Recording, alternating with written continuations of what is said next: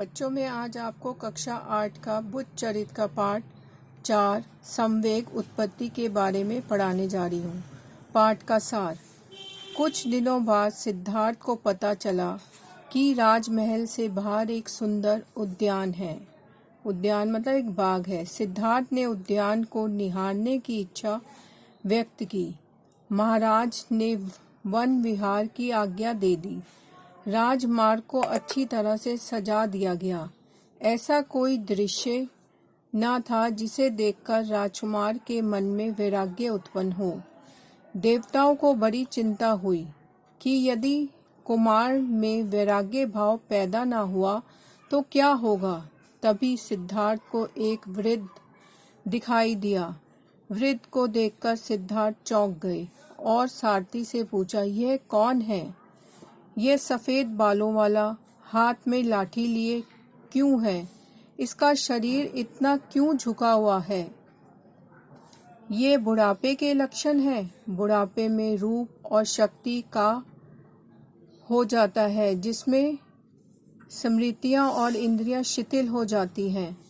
राजकुमार ने सारथी से पूछा, क्या मैं भी बूढ़ा हो जाऊंगा और मुझे भी वृद्धावस्था घेर लेगी? सिद्धार्थ ने सारथी को महल में वापस चलने को कहा। दूसरे दिन वह अपने पिता से पुनः उद्यान भ्रमण की ओर अग्रसर हुए। तभी उन्होंने एक रोगी दिखा। उसका पेट फूला हुआ था, कंधे झुके हुए थे, लंबी लंबी सांसें ले रहा था। सिद्धार्थ ने रथ रुकवाकर सारथी से पूछा, यह दुबला पतला व्यक्ति दूसरों का सहारा लेकर क्यों चल रहा है? क्योंकि यह बीमार है, रोगी से पीड़ित है। महाराज, फिर सारथी ने कहा, रोग से तो कोई भी पीड़ित हो सकता है, मैं भी और आप भी। सिद्धार्थ ने सारथी को रथ महल की ओर मोड़ते हुए कहा। राजा शुद्धोधन को जब पता चला कि राजकुमार वृद्ध तथा रोग से ग्रस्त व्यक्तियों को देखकर व्याकुल होकर घर लौट आए, तो उन्होंने कर्मचारियों और अधिकारियों को बड़ा क्रोध आया। राजा ने सोचा कि नगर दर्शन से ही राजकुमार का मन बदल सकता है। राजा ने तो रथ और सारथी को भी बदल दिया। नगर दर्शन करते हुए अचानक सिद्धार्थ को किसी व्यक्ति की शव यात्रा दिखाई दी।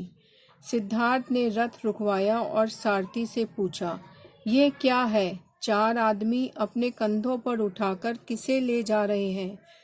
लोग रो क्यों रहे हैं? सारथी ने बताया कि यह ऐसा व्यक्ति है जिसकी चेतना, बुद्धि, प्राण, इंद्रियां सब समाप्त हो चुके हैं।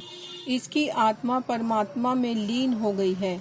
राजकुमार ने उदास मन से सारथी से पूछा, क्या यह स्थिति सभी की होती है या इसके साथ ही ऐसा हुआ है? सारथी ने उत्तर दिया, सभी का अंत एक सा ही है। सिद्धार्थ ने रथ महल की ओर ले जाने को कहा। सारथी ने रथ राजमहल न ले जाकर दूसरे उद्यान की ओर मोड़ लिया। उद्यान में नवयुवतियां राजकुमार को अपनी ओर आकर्षित करने लगी। कोई भी सिद्धार्थ को आकर्षित न कर सका। उसी समय राजकुमार को बोध हुआ कि इस जगत में सब कुछ क्षणिक मात्र है। बच्चों, अब इसके शब्दार्थ है। परिपूर्ण का अर्थ है भरा पूरा, अनुचर का अर्थ है सेवक, व्यथा का अर्थ है कष्ट, निष्प्राण का अर्थ है बेजान, घातक का अर्थ है खतरनाक, काया का अर्थ है शरीर। बच्चों, अब ये पाठ खत्म हो गया आपका। धन्यवाद।